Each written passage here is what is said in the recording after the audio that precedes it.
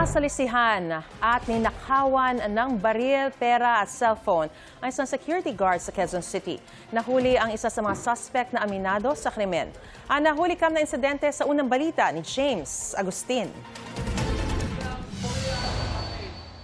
Naglalakad ang dalawang lalaking ito na makunan sa CCTV sa Barangay Immaculate Conception, Quezon City, pasado alas 11 ng gabi nitong Martes.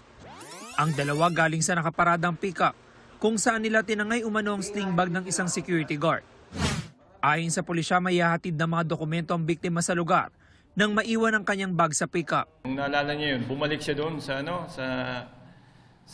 sasakyan, then sakto may sumisigaw ng magnanakaw. Then yun na nga, nung chinek niya, nawala na yung sling bag na may laman na baril, cellphone at saka 1,300 na pera.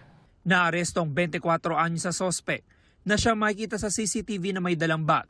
Nabawi sa kanyang ninakaw na service firearm ng biktima pero wala na ang cellphone at pera. Nagkanta kami ng follow-up operation, CCTV review, and based dun sa mga accounts ng witnesses, natunto namin siya, yung isang suspect. Nakuha rin sa sospek ang isang improvised na baril na kargado ng 2 bala. Yung pen gun na yan, ipapacheck namin sa ballistics, baka ginamit din sa ibang krimen. So para ma-cross-match natin. Ito na ang ika-9 na beses na makukulong ang sospek na dating nasangkot sa mga kasong pagnanakaw, iligal na droga at pagsusugal. Aminado siya sa nagawang krimen. Ginawa po namin.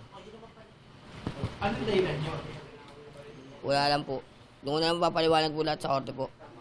Maharap ang sospek sa reklamong theft at paglabag sa Comprehensive Firearms and Ammunition Regulation Act. Patuloy naman tinutugis ng pulisya ang isa pang sospek. Ito ang unang balita. James Agustin, GMA News.